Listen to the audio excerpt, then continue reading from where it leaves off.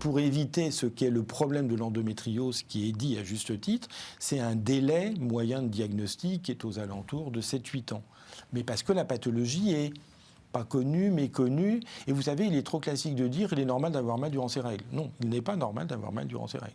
Aussi mal. Ou aussi mal. Ah oui. Là, tu as mis en place un système. Et moi, j'ai mis en place un international. système pour le sida, pour la tuberculose et pour les hépatites.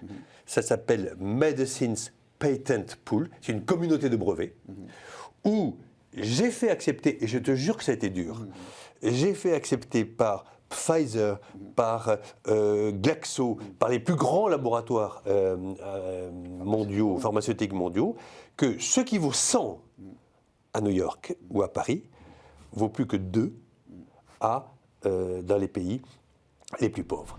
Le Cameroun a réussi à organiser cette Coupe d'Afrique. Nous sommes là depuis le début de la compétition et nous avons eu le privilège d'être à Douala, d'être à Yaoundé, et nous voyons ce qui a été fait.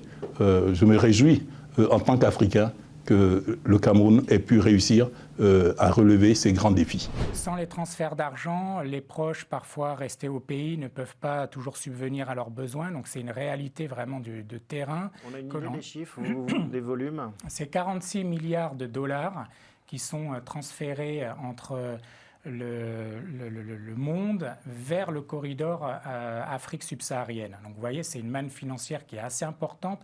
Et c'est pour cette raison que le débat politique est de plus en plus ancré sur le poids de ces transferts d'argent. On voit parfaitement bien l'impasse dans laquelle se trouvent les acteurs extérieurs, et encore une fois, quels qu'ils soient.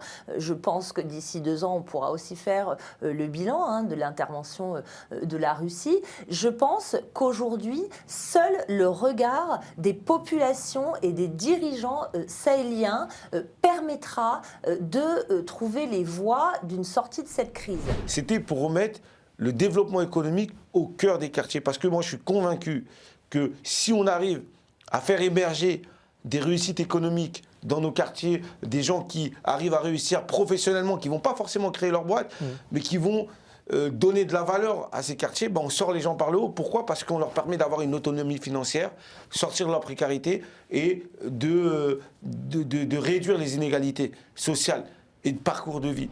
On a ambitionné de cranter très légèrement le discours en ajoutant ce petit adjectif de manière à rester un peu un aiguillon sur le sujet et garder en tête ces objectifs d'impact, d'inclusion, de développement durable, de vivre ensemble et de ne pas avoir qu'un discours qui soit politique et financier, même si le discours politique et financier est attaché à l'inclusif, est attaché au développement humain. On est capable quand même déjà de voir des planètes qui sont rocheuses, donc on appelle ça des planètes telluriques, qui sont dans ce qu'on appelle la zone habitable autour de leur étoile.